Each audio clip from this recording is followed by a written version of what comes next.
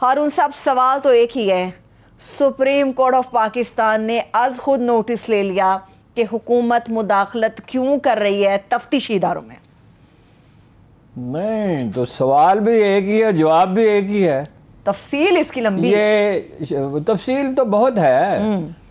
شریف خاندان کا اقتدار کا خاتمہ ہو گیا، یعنی اس کی بگننگ ہوگی.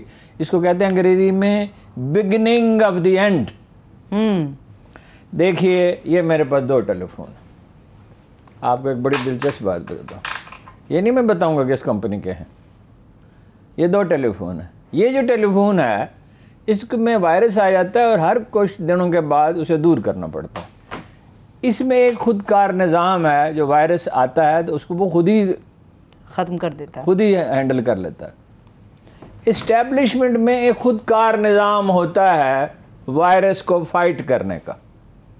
ٹھیک ہے. ان کو شہباز شریف صاحب نے اس یقین دہانی پہ وزارت عظمیٰ حاصل کی تھی کہ وہ ہم آہنگی کے ساتھ چلیں گے. یعنی مسئلہ کیا ہے؟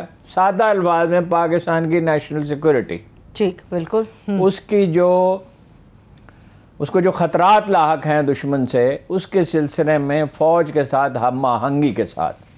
یہ تاثر غلط ہے کہ وہ احکامات جاری کرتے ہیں. احکامات نہیں جاری کرتے، وہ بتاتے ہیں کہ اس چیز میں ہمارا تحفظ ہے، اس میں نہیں ہے.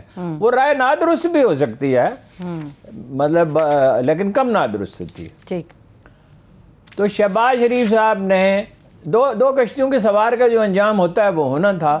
دیکھیے نا، ایک کشتی ہے اس کا نام ہے نواز شریف، ایک کشتی ہے اس کا نام ہے اسٹیبلشمنٹ. اس کے وہ سوار ہیں، دونوں کشتیوں میں وہ سوار ہیں. دونوں پہ ایک ٹانگ اس میں رکھی ہوئی ہے، ایک اس میں رکھی ہوئی ہے. اب ان کشتیوں میں ہو گیا فاصلہ پیدا، اب انہیں ڈوبنا ہے. سپریم کورٹ کا نوٹس لینا ایک محیر العقول واقعہ ہے.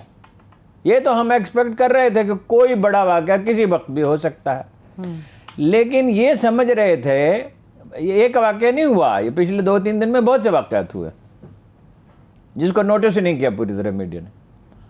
یہ سمجھ رہے تھے کہ میں ان کو بھی بہلاتا رہوں گا، ان کو بھی بہلاتا رہوں گا.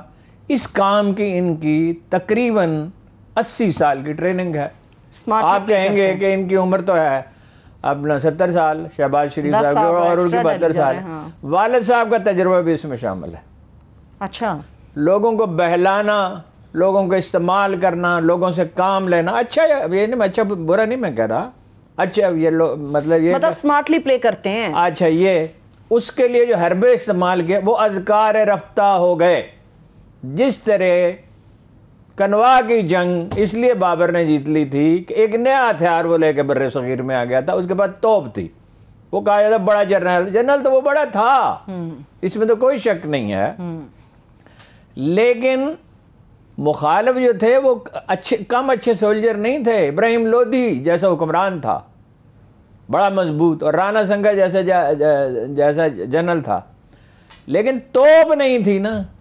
یہ حربے اذکار رفتہ ہو گئے جو یہ ہمیشہ استعمال کرتے آئے تھے، جس میں کئی دفعہ انہیں ٹھوکر بھی لگی، 3 دفعہ یہ گرے بھی، لیکن ان کا خیال تھا یہ چکمہ دیتے رہیں گے. اسٹیبلشمنٹ کے اندر ایک خودکار نظام ہے. جب آپ نے اس کو کمپیل کرنا شروع کیا، کمپیل کیا کر رہے تھے؟ نواز شریف صاحب کہہ رہے تھے آئی سے کہ چیف میری مرضی کا لگائیں.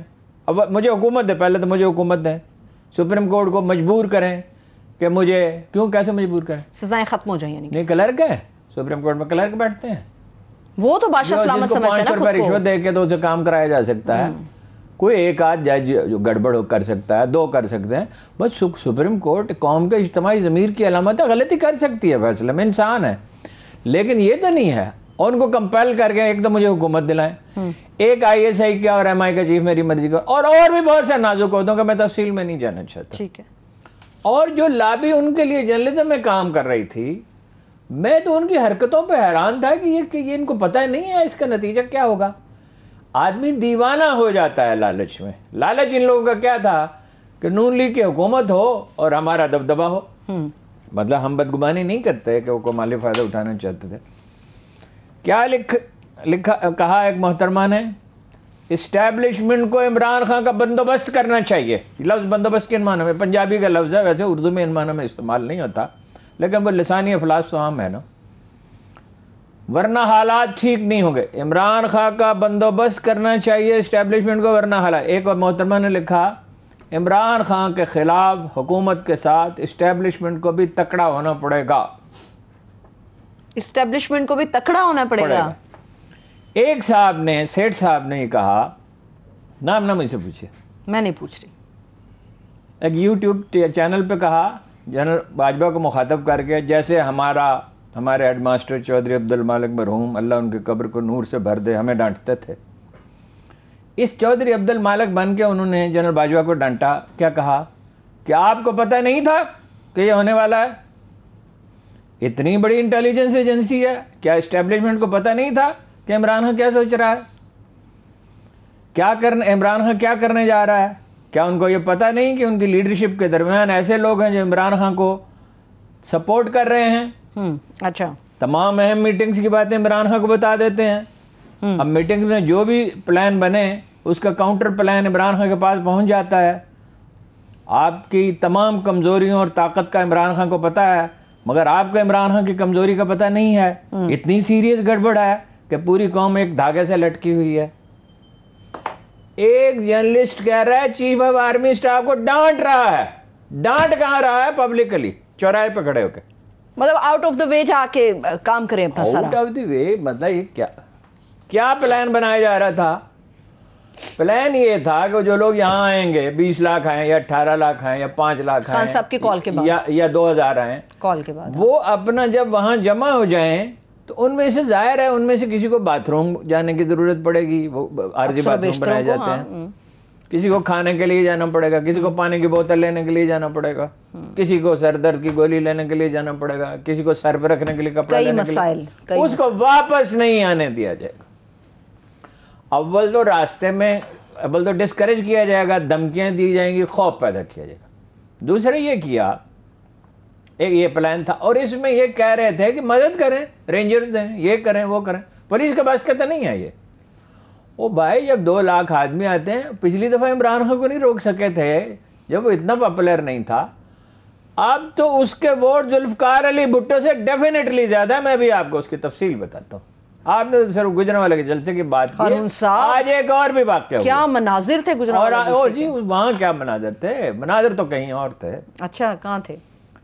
کم از کم بھٹو سے اس کے 7-8% ووٹ زیادہ ہیں.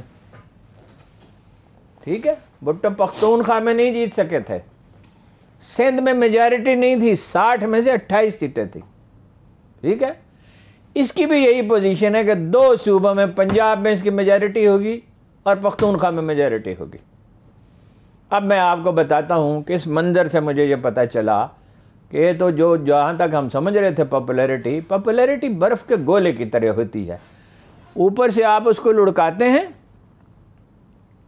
ایک پہاڑ جس میں برف پڑی ہو تو اور برف اس کے ساتھ جمع ہوتی جاتی ہے, اور وہ بہت بڑا ایک گولے کی شکل. جب کوئی پاپولر ہوتا ہے الیکٹیبلز اس کی طرف جاتے ہیں, جرنلسٹ اس کی طرف جاتے ہیں. جرنلسٹوں کی جو ہوش مند جرنلسٹ ہیں ان کی اکثریت اب یہ کہہ رہی ہے کہ وہ جیت رہا ہے. آج ایک ایسے جرنلسٹ نے, ہر وقت نام نہیں لیا جا سکتا, اچھا نہیں لگتا, اس سے ظاہر ہوتا ہے جیسے کسی کی پروجیکشن کر رہے ہوں. ایک ایسے جرنلسٹ نے جس کو بہت غیر جانبدار سمجھا جاتا ہے اور جو عمران خان پہ سخت تنقید کر رہے تھے, وہ کہہ رہے ہیں کہ بھائی اب آپ اس کو روک سکتے ہی نہیں ہیں.